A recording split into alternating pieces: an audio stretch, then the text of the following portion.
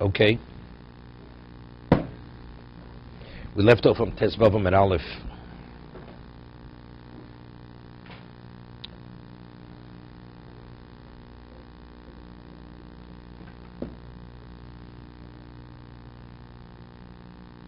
Just to get back what we were discussing yesterday, the word asked we quoted a Brisa. We were trying to locate the Tana who rejects the Gzera Shava. So Gemara originally wanted to say that it's Rabbi Lezer ben Yaakov. The Tanya, V'shav el mishpachto. There's a Tshuvas HaRosh that says regarding Rashi, the Meiri, when he refers to certain Rishonim, he has a certain appellation for them, a reference. For instance, he refers to the Rambam as Gedolei HaMechabrim. He's the greatest author. That's how he refers to the Rambam. When he refers to Rashi, he refers to Rashi as Gedolei HaMeforshim. He is the commentator par excellence. Nobody's on Rashi's level. So the Tshuvas HaRosh writes that every question any Rishon ever asked on Rashi, factually, Rashi is alluding to whatever that is, and if you would understand what Rashi is saying, even the Rishon would understand there's no basis for the question. This is how great Rashi was. So when he wrote a simple commentary that even a child is able to understand, but in the wordage, the way he presents it, he's addressing every conceivable question you could ask. So why are they asking the question? Because they fully don't grasp and understand what Rashi is saying. I want to get back to Rashi we discussed yesterday. We had said, because we had difficulty with Rashi, the Gemara says, Omer Rabbi Lezer ben Yaakov, Ma'kos Medaver, Shavel Mishpachto, Ibe Mocher Atzbo, Harik for Omer. Are we speaking where he sold himself into slavery? The Torah says explicitly he's a slave until Yovel. Ibe Nirtzah, is it the man who received the oil in his ear? Harik for Omer. Also, there's a pasuk which the Gemara is going to ask. What pasuk is it? On Tes Vav and Aleph. What is the pasuk speaking about? Where he was sold by the court for stealing. He was sold 2 or 3 years before Yovel. That despite the fact that he did not put in his 6 years, he's released with Yovel. This is the pasuk v'shavel mishpachto. It's speaking about Machru Bezdin. So Gemara asks, according to Rabbi Lezer ben Yaakov, what do I need a separate posuk to tell us that if he sold 2 or 3 years before Yovel, that he's released, and that's what the Torah has to write, B'shavu mishpachto, v'yisol v'darch yolef socher socher. If Rabbi Lezer ben Yaakov, it's part of his tradition, the Gzera Shava, lomali neilav socher socher, we should learn out Mochru Bezdin from Mochur Atzmo. Right? Because it's a socher by all of them. So just as the others, they're released with Yovel, he also released with Yovel. So why does there have to write specifically B'shavel Mishpachto? Evidently, we see from here that he rejects the Gzera Shava. Was a man put in slavery to repay the debt? To repay the debt, or no, to repay the debt. No, if the man has the means, he's not sold into slavery. Right. So it's clear; it's not a punishment. Right. So why do we sell him and not an ordinary debtor? The answer is that we are penalizing him. Okay, so a man could steal 2 days before Yovel, knowing that he would be enslaved for 2 days. No. First, the court has to get to his case. Right? Let's say they get to his case. They only catch him until his case comes before the court. It's after Yovel. So he's going to get the full 6 years. Okay, say a month before Yovel. Whatever it is, right. So he was... But he still has the debt. Even if he's released, he's still a debtor. He still has to pay the balance. Right? Omer Rav Nachman Yitzchok, La'olam Yolef Socher Socher. Factor Rabbi Lezer ben Yaakov acknowledges the Gzera Shava. So if he acknowledges the Gzera Shava, what does that have to write? Torah write V'shavel Mishpachto. Yitzchok Soltech Amina Mocher Atzmahud Lovid Yisura. The reason why I can't equate Mochru Bezdin Mocher Atzmo, because the Mocher Atzmo, he sold himself in slavery because he's due to financial hardship. Ava Mochru Bezdin, David Yisur, why is Bezdin selling him? Because he stole. Emeniknesei, I would say he's penalized despite the fact that there's Yovel. Kamash Malon, the Torah tells us v'shavel mishpachto. Nevertheless, the Torah tells me he's released. I mean, don't follow what you would say logically. Even Yovel even releases that person. Omamar. Now we're going back on the Brisa. Even Yirtza, the Gemara says, what is the pasuk Shavu Mishpachto speaking about? Mocher Atzmo, it says explicitly. He sold until the Yovel. In Yirtza, I have a pasuk. Someone asks, Mahi, what's the pasuk for Yirtza? The Tanya. V'shavtem ish al achuzoso v'shal mishpachto. The person will be returned to his portion, and the man will return to his family. B'makos medaber. That pasuk. What is that pasuk speaking about? This pasuk is written in Bahar. Ibe mocher atzmo hokvar omer. Mocher atzmo, it says he works until Yovel. So this pasuk is not mocher atzmo. Ibe mocher bezdin harkvei omer. Also have the pasuk what? V'shavel mishpachto. Heina kos medaber el ben nirtzach shtayim v'sholoshon l'fnei Yovel. This is what we left off yesterday. He received the all 2 or 3 years before Yovel. And what is the Torah telling us? When it says, V'shaftem ish el achuzos ish el mishpachto, shayovel motzio. That although he did not work 6 years after he received the all, Yovel releases him. My mashma. How do I know this pasuk? V'shaftem ish el achuzos is speaking about the nirtza. Where does it allude to the nirtza? Omarova bar shilo omakro ish. Because the Torah used, it could have said v'shavtem el achusoso. What does the Torah have to speak about the gender? V'shavtem ish el achusoso, and it reiterates ish el mishpachto. Ezel dov shenog b'ish vein nog b'isho. What has relevance to the man and not to the woman within the context of slavery? Havyom ezu ritzio, receiving the all through the air. Okay, so we have three psukim. A woman cannot sell herself. And we said also before we had a pasuk, a woman can't say, I love my master. Extending? No. It could be either case. No. Whether he sold himself or when Vezin sold him. He says, I love my master. So we extend his servitude until Yovel. No. Right, we don't. Well, we cited a machlokes machlokes tanom we had earlier, but right now we don't differentiate. We're not differentiating. We have the gzeira shava socher. There's no difference whether a person sells himself or does not sell himself. He's sold by the court. If he says I want to remain, we give him the all. He receives the all through the air. Okay. Now, what does there have to tell us that when the court sells him, he returns with Yovel and the nirtza? And when he receives the all, he returns with Yovel.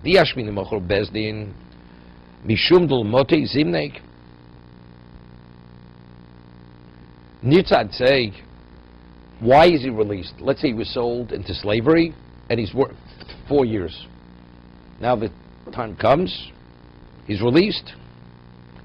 Avol nirtza, the mote zimnei, the one who received the all, he put in the 6 years. What does he say? I want to remain longer. But the Torah says, it's bad enough that you were sold to slavery. You want to extend it? So maybe because he wants to extend it, we should penalize him. We should penalize him and say that he will not be released with the Yovel.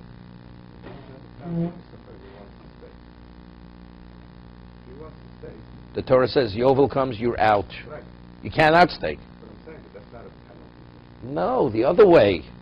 I would say penalize him and say you stay. No, but saying that wouldn't be a because he wanted to stay. That was his choice. You're throwing them out even if you want.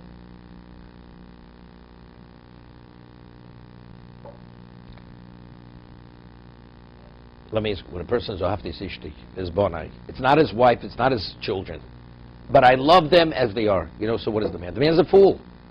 You want to say, so wallow in your nonsense. That's the knas. The way you make your bed, you sleep, so you stay. The choice of freedom, which is ultimate. I mean, we'll see later. It's interesting. Something which is we say zochen odom shelo b'fanov. if you want to do something on somebody's behalf where it's beneficial, you don't have to consult with the person. You can represent him unbeknown to him. But let's say it's a chov.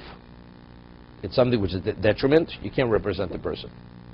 So there's a question, receiving a get shichrur. You have a Evet Kanani, and unbeknown to the Evet Kanani, you want to receive his get shichrur. Can you? It says, Machlokes Tanoim, is it a chov, or is it a schus to become a Jew? So there's a question, according to the opinion that it's a schus to become a Jew. Let's say the slave says, I don't want it. So the Rashba says, becoming a Jew, not remaining, that's a schus gomer. The man's insane. That he says he doesn't want, it's like it's temporary insanity that he don't. We don't even deal with his rejection of not wanting it. You understand? You say you love your master, your wife. You know something? Remain there. Live your own nonsense. That's the penalty. Amen. Niknasei.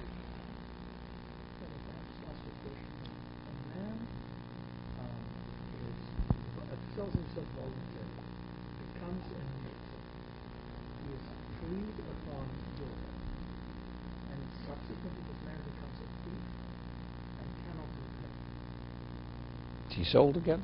But can he become a mitzvah again? Definitely. So a person can do this twice. I thought there was He has to live long enough. No, it's not going to be that long. What do you mean it's not that long? What are they talking about? He rented This- 2 years the first time around. So he has to wait another 50. He has to wait another 50 years to be released. No, it's 3 years. No, I understand that. Then he has 6 years. Then again he'll receive it, and now he has to stay the full stint. Because I thought we say that he can only do this once. No. We said a father can only sell a daughter once. A father can only sell a daughter. But the man could do a mitzvah more than once. Yep, So he gets a second whole year. correct. No problem. Not a problem. Yep. Okay. It's like they say, I need it like a hole in the head. Okay. Doesn't it tell a person like Not for the same theft. that? Not for the same theft. But the first time Right? it's the exact value. Exactly. He steals twice, he can be sold twice. Okay? Aber nirtz de motte zimne immer nikneseg. Wie ashmine nirtz mishum de overlay sheish? Because he put a 6 years in. Aber machru bezdin, but we sold by the court the overlay sheish, where he didn't serve his master for 6 years, emalog. Tzricha, therefore, I need V'shava mishpachto, I need the psukim by where he sells himself or he's sold by the court. So we dealt with difficulty. Why? If he didn't machru bezdin, the law of Sheish, what would I say? He should not go out with the ovil. So without Rashi, I'd say, right? He didn't pay. He didn't put his years in. Rashi says, Bishum Da'ovach Le'sheish Kodem Ve'in Rabbo Mavsid Bishilucho V'chol Bezdin Shepogam Yov V'sol She'emot Lo Nifsedei Lo Odon. You shouldn't cause the Odon a loss. So we asked yesterday, but factually, if he was sold less than 6 years before Yovel, what's the loss? Lo Nifsedei Lo Odon Komash Valon. What is you're causing the Odon a loss. So I think Rashi doesn't say you're causing him a financial loss. Look, you're causing a law. You're taking away his slave. The master has a slave. A slave for 6 years is not a slave for 3 years. It's a different level of value. The hefset is not the financial value of what he paid. He paid less. I mean, we discussed that Machru Bezdin, everybody agrees it's explicit, this Hanukkah.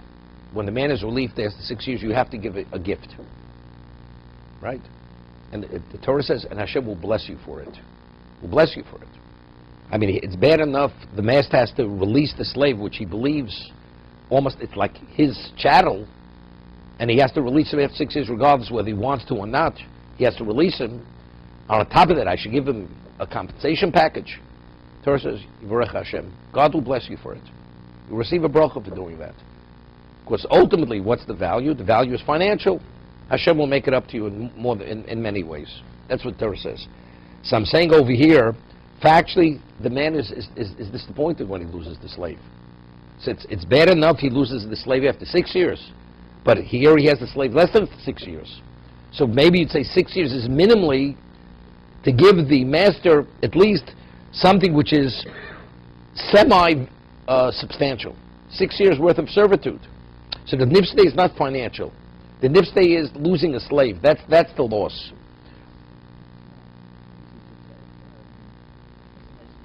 Because disappointment is a function of expectation.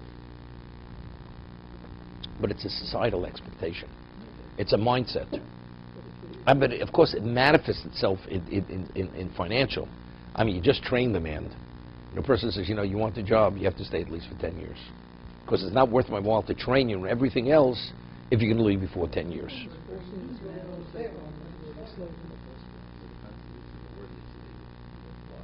No, this is Mochro Bezdin.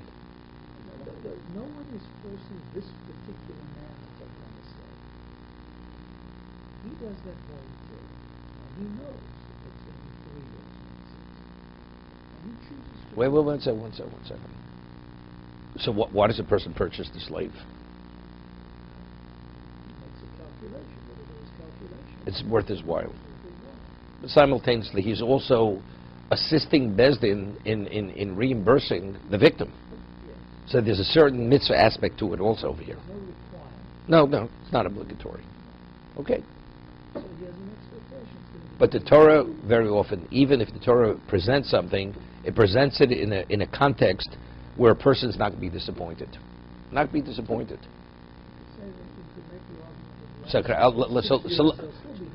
let's say the other way. Torah says, after 6 years, you have to give them compensation, financial compensation package.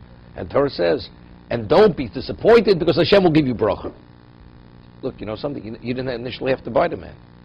You didn't have to purchase him. When you purchase him in advance, these are your obligations. After 6 years, you have to give him the compensation package. So you say, L'man yivarech Hashem, so God will bless you. Don't get involved.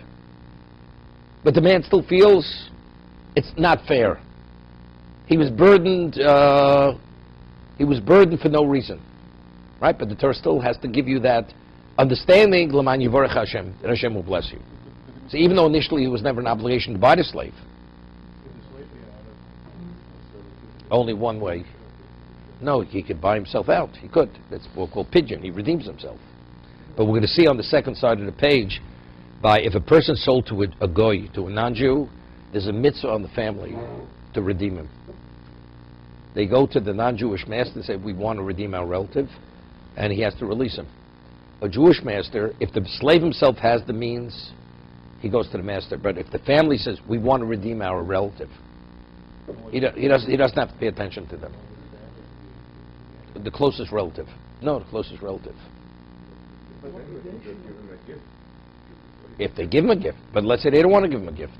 They want to deal directly with the master. The obligation of the gift, the emancipation of slaves, still in place if it's less than 6 years. Yes. It's still in place. Right. For 3 years He has to give him the gift.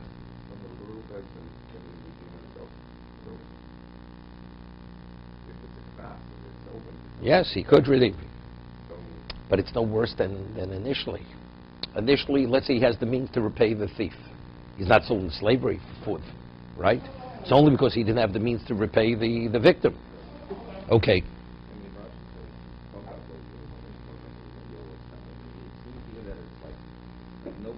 So what, it's a mekartos? It's a mekartos, he wasn't aware. So then it's a mekartos, So reimburse him.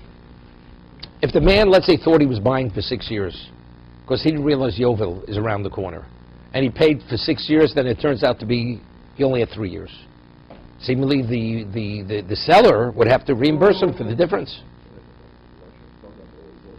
No, Paga only means that it interrupted. It interrupted the servitude. Is the gift after the slave is released, is it related to the quantity or... No. Same value, regardless. Torah specifies exactly what you have to give him, value-wise and even item-wise. Sheep, fruits, different types of items. The same for Everybody. everyone.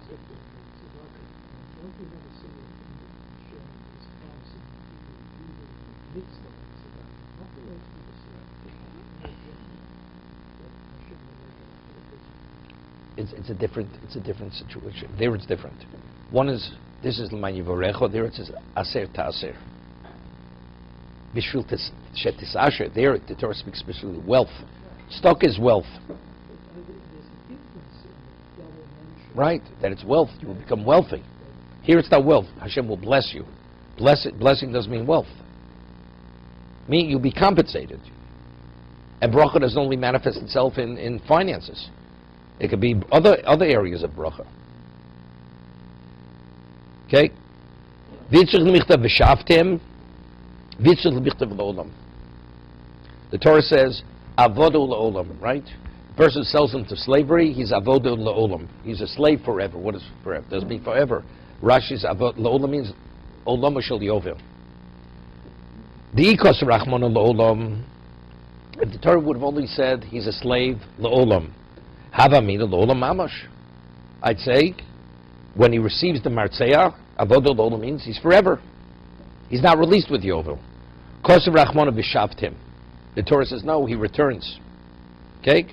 Because rachmana b'shavtim, if the Torah says he returns, let's say the Torah wouldn't have written la'olam. So how long will he remain a slave? When he says, I love my master, my wife, and my children. I'd have, hava mina, hani milihech lo avet sheish. 1 second. Aval hech lo avet sheish lo yisofa chom mitchiloso. Ma tchiloso sheish, absofa nami sheish. When we say, just as initially, a person minimally and maximally is a slave for 6 years. So I'd say when you extend the servitude, it's also maximally you can only extend it for 6 years. Just as the entry is 6, why when you extend it could you extend beyond 6? Right? V'shavtem. If it would not say la'olam. When do you return? You return when the second stint is the same amount of years as the first stint. 12. Wait, but it's interesting.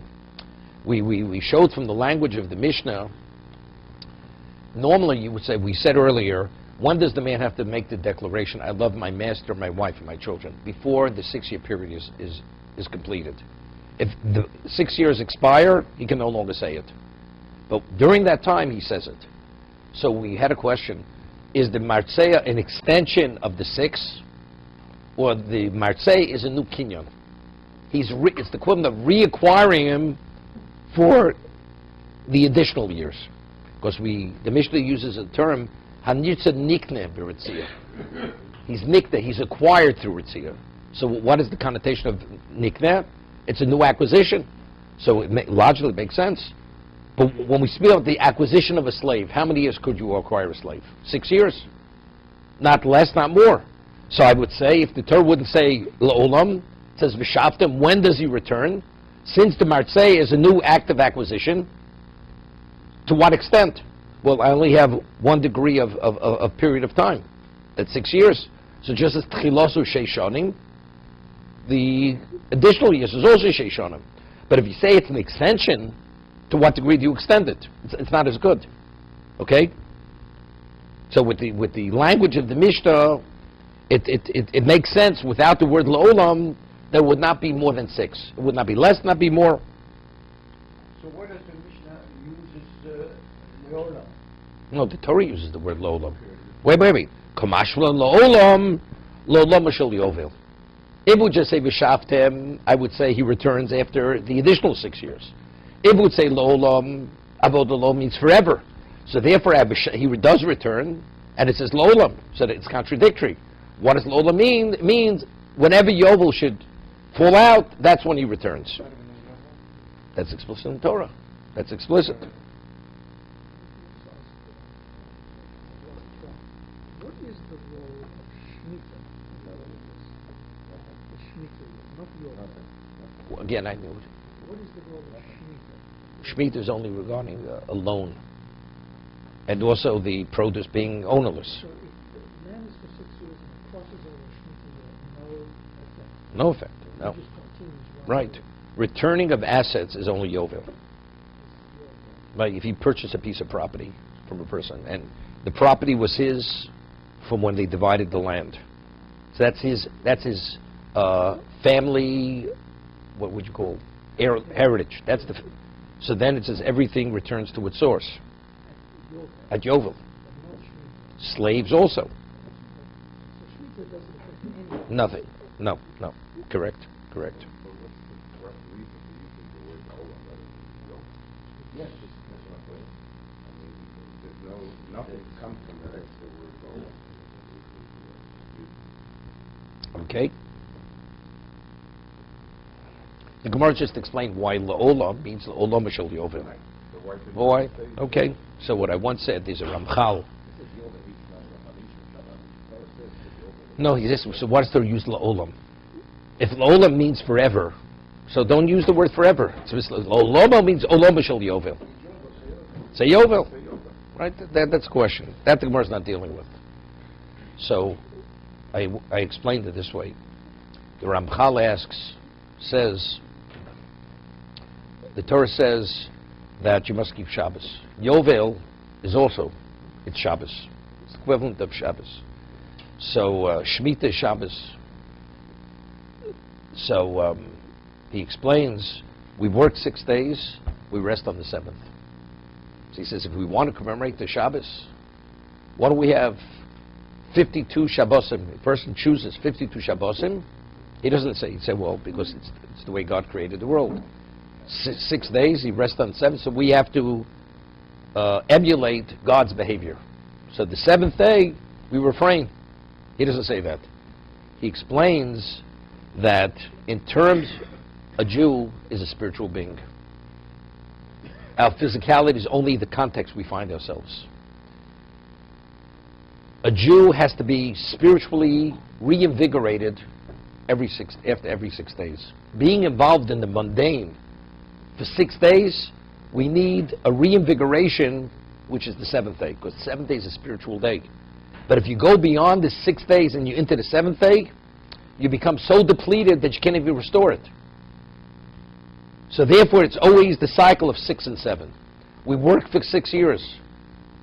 So we're involved in the mundane for 6 years, even though we have the Shabbos. We need a full year for spiritual rejuvenation. That's the 7th year. That's the Shabbos L'Hashem.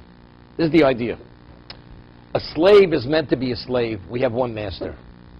Right? Why does he receive the all after 6 years? So it says because he violated avodahim. So he violated avodahim, so why immediately should give him the all? Right? What do you wait only if he says, Ohavti es Adoni, v'ishti v'zvonai, then we give him the all after 6 years.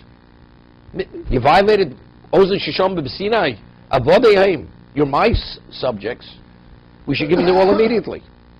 Why only when he wants to extend the servitude do we give him the all? Right? Simple question. David, what do you say? I don't think the Sipporno speaks about it.